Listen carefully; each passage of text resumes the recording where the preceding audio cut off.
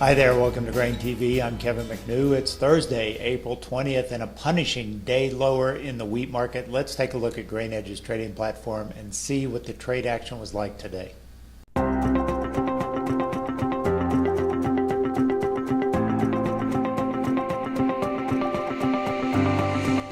This morning started the same way that past trade days have, with grains trying to rally from the overnight session. But this morning's opening bell saw a continuation of recent selling activity as corn quickly tested the lows overnight. As the day wore on, wheat selling intensified, which dragged down the rest of the complex. Going into the last minute of trade, corn tried to hold above the 358 mark with sizable resting orders in place. But a washout in wheat was all it took to break the corn market at the end of the day. Welcome back. Let's take a look at some of the news that was shaping grain trade today. First of all, it felt like wheat threw in the towel. We talked about 406 as being a pivotal mark, and today on the last trade we closed around the 305 3/4 mark. It was just simply down, grinding lower throughout much of the day on wheat as the weather continues to point to favorable conditions in much of winter wheat country, especially in those central plains that had been dry through much of the winter. Other news out, there was a news story yesterday after the close that suggested that corn was going to be making its way to the port of Wilmington from South America, and that certainly has people suspecting corn values may be a little overinflated in the U.S. News out of Reuters suggested that the ship was coming from Brazil but had been loaded with Paraguayan corn. So that certainly suggests, that this time of year is certainly suggesting that we may see more business moving towards the East Coast in light of high values.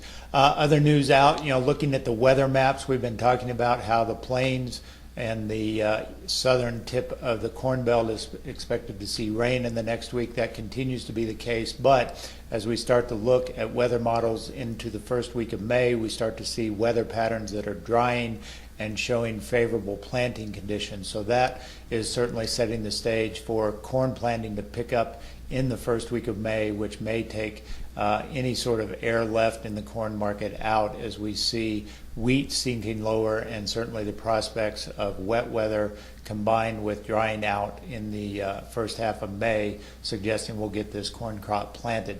Other news out today, we had export sales. These were at best within expectations, but mostly disappointing as we take a look at the roundup of corn, soybeans, and wheat for both old and new crop deliveries. What we see for wheat is certainly within expectations, coming in above the 400,000 metric tons for old crop and 137,000 for new crop delivery. That was respectable for wheat, but corn and soybeans both on the low end or below expectations for old and new crop as well. So overall, it was a very sort of lackluster export sales report suggesting that the world appetite is starting to shift to South America with their big soybean crop and potentially big corn crop coming down the pipe. As we look at where we are with export sales at this point in the marketing year, there is a silver lining of good news, and that is that soybeans and wheat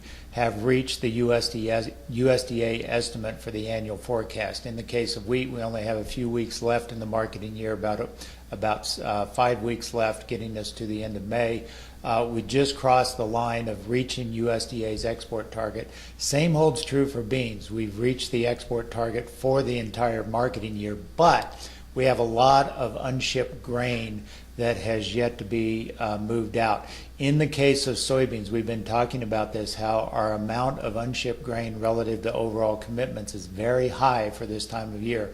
Right now, we have 7 million metric tons of committed but unshipped grain for soybeans. Compare that to last year when it was only 3.5 million metric tons. So that is a sizable chunk that will probably either get canceled or potentially pushed into new crop delivery if they decide to hold it. In the case of wheat, still, again, we've reached the export estimate for USDA, but we have 5 million metric tons of wheat that has been committed to but not shipped, with only about 5 or 6 weeks left in the marketing year. So it seems likely that business will be pushed into new crop delivery. In the case of corn, it's a much more realistic number. We're sitting on 15 million metric tons of unshipped corn that has been committed, but last year at this time we were around 12.7. So, nothing here that really is suggesting we're going to see a very good pickup in export business. At best, what we can hope for is that these uncommitted bushels get pushed off into the marketing year, as opposed to being canceled and outright, sourced from South America. So stay tuned for that. We haven't seen any sort of significant cancellations yet, but it may happen as we move forward into the later half of the marketing year. Let's take a look at May corn. May corn closed down today, following in sympathy with wheat, which was off double digits. But May corn settled right around that 357 mark. That was basically about the low we established about 2 weeks ago. We sort of made a U-turn after trading higher for a while, but now we sit squarely at the support at 357. Again, I wouldn't be surprised to see us continue to push lower. We've got wheat moving lower. We've got first notice day coming up, which I think will probably weigh on the futures market because we're seeing no signs of interest in cash buyers to bid up basis. So, in all likelihood, I would say we're destined for lower prices as we go into the end of the month.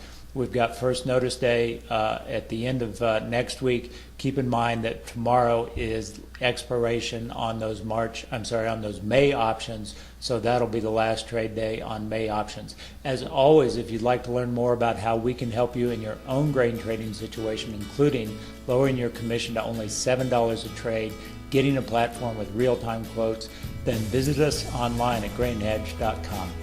Have a great day. We'll talk to you on Friday.